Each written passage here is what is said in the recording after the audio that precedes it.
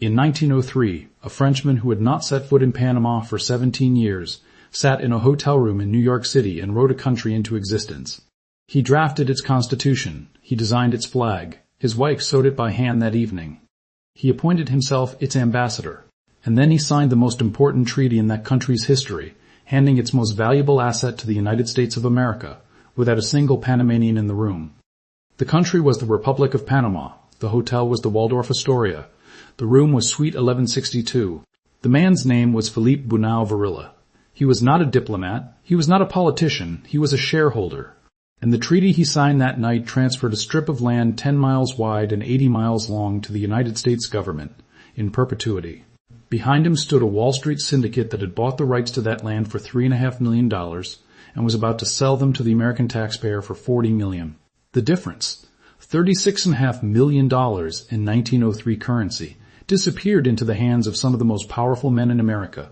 One of them was the president's own brother-in-law. This is that documented story.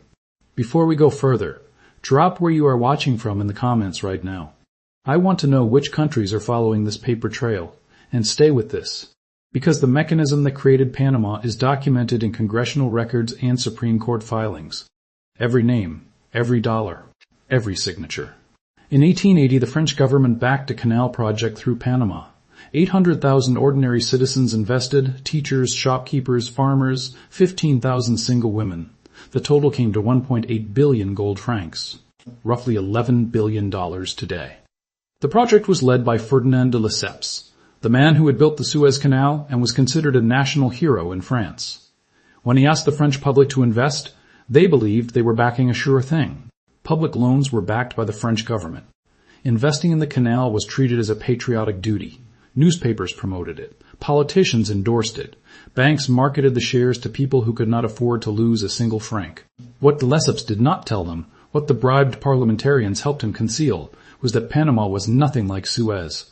The flat, dry desert that made Suez possible did not exist here.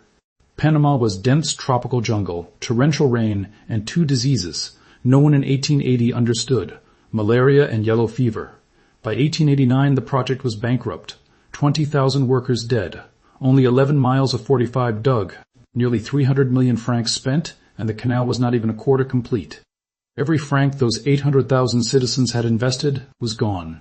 The investigation that followed revealed that 150 French parliamentarians had taken bribes to hide the company's financial condition from the public. They had voted to authorize additional stock issues knowing the company was already insolvent, sending more ordinary citizens' money into a project that was already dead. De Lesseps and his son were convicted of fraud. Gustave Eiffel, the man who had just built the tower that bears his name, was convicted alongside them. The word Panama became synonymous with corruption in France for a generation. It brought down a government. It destroyed careers. And it left 800,000 families with nothing.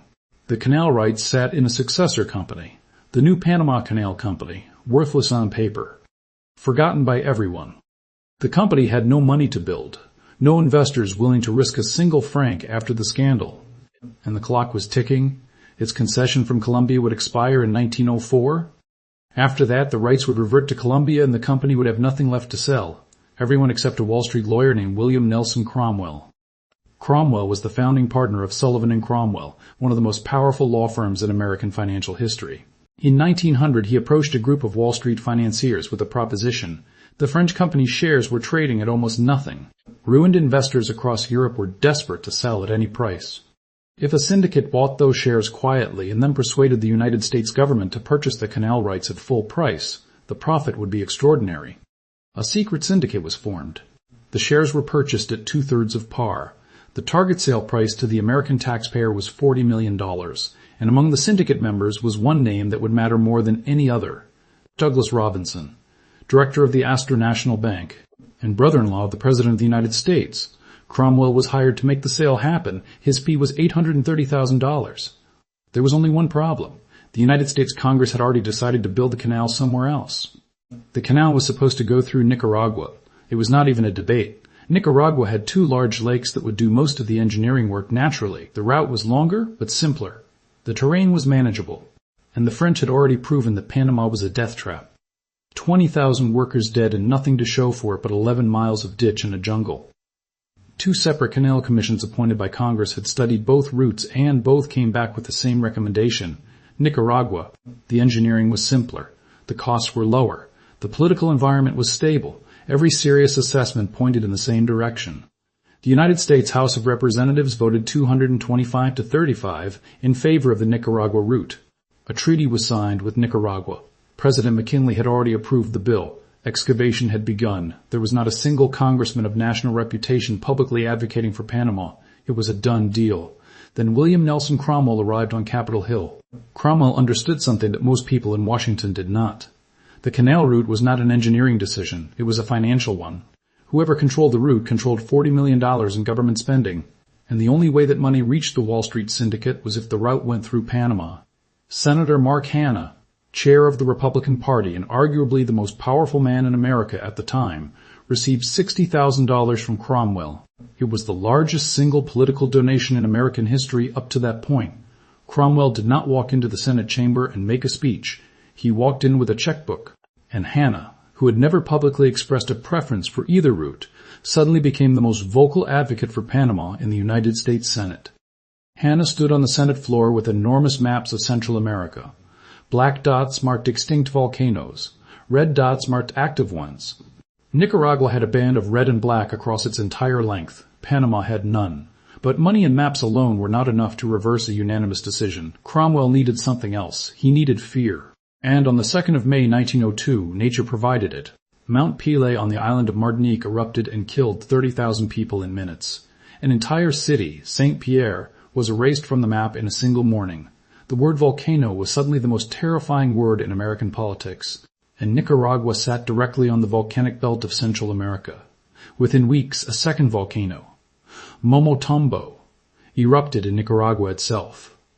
The president of Nicaragua made the mistake of publicly denying it. He called the reports a French trick to deceive the Americans. That denial would cost his country the canal. This was the moment Bunau-Varilla had been waiting for. Philippe Bunau-Varilla, French engineer, major shareholder in the new Panama Canal Company, went to every stamp dealer in Washington and New York and bought every Nicaraguan postage stamp he could find. The stamps showed the Momotombo volcano belching smoke and ash directly above a railway line. Nicaragua's own government had put an active volcano on its official postage, advertising the very danger that could destroy a canal. Bunau-Varilla glued each stamp to a piece of paper, typed a single caption underneath, an official witness of the volcanic activity on the Isthmus of Nicaragua, and mailed one to every single member of the United States Senate, 3 days before the vote. On June the 19th, 1902, the Senate voted. The Spooner Act passed by a narrow majority. The canal route was changed from Nicaragua to Panama, and Congress authorized the purchase of the French company's rights for $40 million, the exact amount the Wall Street syndicate needed. A unanimous congressional decision had been reversed, with a $60,000 donation, a volcanic eruption, and a postage stamp. But the $40 million was authorized, not delivered. Between Cromwell and that money stood an entire country. And what he did next makes everything before it look like a polite negotiation. Panama was not a country. It was a province of Colombia, and the United States needed Colombia's permission to build the canal. Secretary of State John Hay negotiated a treaty with Colombia, the Hay-Herron Treaty. The terms were straightforward. The United States would receive a 100-year lease on a 10-kilometer-wide strip through Panama. Colombia would receive $10 million up front and $250,000 per year. The Colombian Senate looked at the terms carefully. They looked at the fact that the United States was willing to pay the French Canal Company $40 million for abandoned equipment and expired excavation rights. They looked at the $10 million being offered to Colombia, the country that actually owned the land. $40 million for a bankrupt French company's rusty equipment. $10 million for an entire province. The mathematics of that offer told the Colombian Senate everything they needed to know about who was making money from this deal and who was not. They rejected the treaty unanimously. Not a single vote in favor. Colombia wanted more money, and Colombia had every legal right to ask for it. The Canal Company's charter was set to expire and revert to Colombia in 1904. If Colombia simply waited 1 year, the canal rights would return to Colombian ownership automatically, and Colombia could negotiate its own price directly with the United States without a French intermediary or a Wall Street syndicate taking the larger share. That calculation, perfectly rational, terrified the syndicate. If Colombia waited 1 year, the entire operation collapsed. The shares they had purchased would become worthless again. The $40 million would never be paid. Theodore Roosevelt was furious. He called the Colombians foolish and homicidal corruptionists. He called them contemptible little creatures. He said they were trying to hold up the United States. But Roosevelt did not negotiate further. He did not increase the offer. He did not go back to the table. Cromwell had a different solution. If Colombia would not sell its province, he would take the province away from Colombia. The Declaration of Independence for the Republic of Panama was drafted in Cromwell's offices at Sullivan and Cromwell in New York City. This is not speculation. This is documented in the 1913 congressional hearings. Congressman Rainey stated it directly into the official record. The founding document of a sovereign nation was written in a Wall Street law firm by a man whose financial interest in that nation's existence was measured in tens of millions of dollars. In a room at the Waldorf Astoria, Suite 1162, Bruno Varilla took charge of the operational details. He drafted the Constitution. He planned the military structure. He wrote the flag design, and his wife sewed it that evening. He had not lived in Panama for 17 years. He would never return. The revolutionaries on the ground in Panama were led by a doctor named Manuel Amador. Amador traveled to New York in September of 1903 to meet Cromwell and receive instructions. But when he arrived at the offices of Sullivan and Cromwell, he was told that Cromwell had left for Paris. Someone had tipped off the Colombian minister in Washington. Private detectives were following Amador through the streets of New York. Cromwell, the careful lawyer, did not want a Panamanian revolution traced directly to his office door. So Bruno Varilla stepped in. He met Amador at the Waldorf Astoria. He told him the revolution must happen within 5 days of his return to Panama. He promised to finance the entire operation on his own checkbook. He provided Amador with a proclamation of independence, a draft constitution, a plan of military operations, and a flag. The man organizing the birth of a nation had not set foot in that nation for nearly 2 decades. He was doing it from a hotel suite in Manhattan, and his primary motivation was financial. If Panama did not become an independent country, the canal shares he owned would become worthless within 12 months. On November the 3rd, 1903, the revolution began. It lasted hours. It was bloodless. The total cost of the revolution was reported at less than a few $100s in bribes to Colombian garrison officers in Panama City, and it succeeded because before a single shot could have been fired, the USS Nashville was already anchored off the coast of Cologne. Roosevelt had ordered American warships to prevent Colombian troops from landing to put down the revolution. The President of the United States had positioned his navy between a sovereign nation and its own territory, protecting a revolution planned in a New York hotel room and financed by a French shareholder. Colombia sent troops by sea to reclaim its province. They arrived at Cologne to find American warships blocking the harbor. The Colombian commander was told that no military force would be permitted to land. Colombia's own province had been taken from it, and the United States Navy was standing guard at the door. Panama declared independence on November the 3rd. The United States recognized the new country 2 days later. France recognized it within 2 weeks. The speed of recognition told the world everything it needed to know about how many governments had been waiting for this moment. And the man appointed as Panama's first ambassador to the United States, the man given full authority to negotiate the most important treaty in the new nation's history, was Philippe Bruno Varilla, a Frenchman, a shareholder, a man who had not lived in Panama for 17 years, appointed minister by cable. No Panamanian was in the room when he signed the Hay-Bruno-Varilla Treaty on November the 18th. 2 Panamanian delegates, Amador and Federico Boyd, were on a ship sailing to New York to participate in the negotiations. They arrived the following day, 1 day too late. The treaty had already been signed. Their country's most valuable asset had already been given away, in perpetuity, by a man who had never intended to ask their permission. The treaty gave the United States a strip of land 10 miles wide and 80 miles long. It granted the United States all sovereign rights over that zone as if it were American territory. The terms were even more favorable than the rejected Hay-Haran Treaty, because this time there was no Colombian Senate to negotiate with. Secretary of State Hay understood what had happened. In a private letter he wrote that the treaty was vastly advantageous to the United States and admitted, "We must confess, with what face we can muster, not so advantageous to Panama." Senator Samuel Hayakawa would later describe the entire operation in 5 words.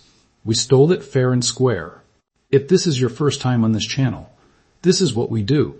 We follow documented financial mechanisms through the archives and show you how money moved nations. Subscribe if this is your kind of history. The $40 million was paid by the United States government to the French Panama Canal Company. The payment was authorized under the Spooner Act, the same act that Cromwell's lobbying and Bruno Varilla's postage stamps had pushed through the Senate. The money flowed directly to the Wall Street syndicate that had purchased those shares for pennies from ruined European investors. The syndicate had bought at 2/3 of par. They sold to the United States government at 130% of par. They doubled their money on paper. But the real profit was larger than that, because they had acquired many of those shares from desperate widows and pensioners across France at prices far below even 2/3 of par. Some of the 800,000 original investors, the teachers, the shopkeepers, the 15,000 single women, had sold for whatever they could get just to recover a fraction of what they had lost. The syndicate bought that desperation, and the American taxpayer paid full price for it. The Attorney General of the United States, Philander Knox, approved the title transfer. His official opinion established that the government had dealt only with the French company and not with any American syndicate. The question of who actually owned the shares was declared to be not our affair. The government did not ask. The government did not look. The trail was designed to stop at the French company's name on the paperwork, and everyone involved understood why. But the money did not stop at the $40 million. Cromwell was named fiscal agent of the new Republic of Panama. The United States had paid Panama $10 million as part of the Hay-Bunau-Varilla Treaty. The payment Colombia had been offered and rejected. That $10 million was now Panama's money. The first revenue of a country that had existed for less than a month. Cromwell, the same man who had planned the revolution, drafted the independence documents, lobbied Congress, sat in the White House directing the operation, and engineered the entire financial architecture of the transaction from the first share purchase to the final treaty, was now in charge of Panama's national funds. He took $6 million of that $10 million and invested it in New York City real estate mortgages. The real estate firm he used was owned by Douglas Robinson. Douglas Robinson, director of the Astor National Bank, member of the Wall Street syndicate that had just collected $40 million from the American taxpayer, and brother-in-law of the President of the United States. $6 million of Panama's own independence payment, 60% of its entire national treasury, was placed into the hands of the President's family through a real estate firm controlled by a syndicate member. The money that was supposed to build a nation was invested in Manhattan property before that nation had a functioning government. Consider the complete financial circuit. A Wall Street syndicate buys worthless shares from ruined French investors. A Wall Street lawyer lobbies Congress to change the canal route. A French shareholder distributes postage stamps to reverse a Senate vote. Congress authorizes $40 million. Colombia refuses the deal. The syndicate engineers a revolution. The president sends warships. A new country is created. A Frenchman signs its treaty. The $40 million is paid to the syndicate, and then the same lawyer takes 60% of the new country's own money and places it with the president's brother-in-law. Every dollar touched the same hands. Every transaction served the same syndicate, and at the center of the circle, connecting the financial mechanism to the executive power that enforced it, sat one family relationship. Panama received a country with a constitution written by a Frenchman, a flag sewn in a New York hotel room, a treaty signed without a single Panamanian present, and 60% of its own money invested in New York real estate by the same lawyer who had created it. Colombia received nothing. It lost a province. It lost access to the most strategically valuable strip of land on the American continent, and it was prevented from even attempting to reclaim its own territory by the guns of the United States Navy. Roosevelt never denied any of it. In fact, he boasted about it. "I took the isthmus," he said publicly. "I took the isthmus and let Congress debate." What Roosevelt did not anticipate was that a newspaper editor in New York would spend the next 5 years pulling every financial thread in this story, and that the resulting legal battle would go all the way to the Supreme Court of the United States. In 1908, as the presidential election approached and Roosevelt's chosen successor, William Howard Taft, was running for office, Joseph Pulitzer's New York World published an investigation into the Panama Canal payment. The World named names. It named the syndicate. It named Douglas Robinson. It named Cromwell. It connected the $40 million to the men who collected it. And it raised the question that Roosevelt had spent 5 years making sure nobody asked who exactly received that money. The Indianapolis News published similar reporting. Its editor, Delavan Smith, had been tracking the same financial threads. Roosevelt was not accused of personally profiting. But the papers made clear that the president's own brother-in-law had been inside the syndicate, that the fiscal agent of Panama was the same man who had engineered the revolution, that the financial trail led from the United States Treasury through a Wall Street syndicate into the pockets of men with direct personal connections to the White House. Roosevelt sent a special message to Congress in which he called the reporting a libel upon the United States government and declared the stories false in every particular from beginning to end. He did not produce financial records to prove it. He did not open the books. He did not invite an audit. He did not release the list of syndicate shareholders. Instead, he responded with, Prosecution. On March the 4th, 1909, his final morning as president, half an hour after he had left the White House and before Taft was sworn in, Roosevelt had 14 indictments issued against the New York World and its publisher. The charge was criminal libel. A sitting president, in the final minutes of his power, was using the full weight of the federal government to destroy a newspaper for printing documented financial reporting. The named victims in the indictment were Roosevelt himself, President-elect Taft, Charles Taft, Douglas Robinson, Elihu Root, William Cromwell, and J.P. Morgan. The president was not merely defending himself, he was shielding the entire syndicate behind a wall of criminal prosecution. Pulitzer's response was published in The World. He wrote that Roosevelt had shown himself the most reckless, unscrupulous demagogue whom the American people ever trusted with great power and authority. The World did not retract a single word. The case went through the federal courts. District Judge Albert Anderson in Indianapolis, where the news indictment was heard, refused to simply rubber-stamp the prosecution. He stated into the record that there were many very peculiar circumstances about this Panama business, and that he had a curiosity to know what the real truth was. The United States Attorney in Indianapolis resigned rather than be party to the proceedings. The case reached the Supreme Court in 1911. The ruling was unanimous. The indictments were quashed. The court held that there was no federal criminal libel law. The government could not prosecute a newspaper for publishing reporting that embarrassed the president. Pulitzer called it a crushing defeat of the last truculent lawless attack on press freedom. Newspapers across the country ran the headline, "Great Victory for Freedom of the Press." Roosevelt never opened the books on the Panama payment. He never publicly addressed the syndicate membership. He never explained how his own brother-in-law came to be inside a financial operation that his presidency had directly enabled with military force. The congressional investigation that followed.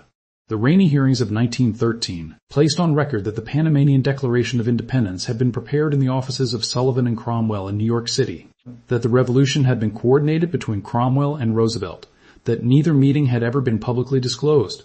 The $40 million was never accounted for in public. What makes this story different from a theory is that every piece of it is in the archive. The syndicate membership is documented in the financial records of the transaction and in Murray Rothbard's documented account of the participants. Morgan, Perkins, Satterlee, Rogers, Stillman, Schiff, Warburg, Robinson. The $60,000 donation to Senator Hanna is in the congressional record.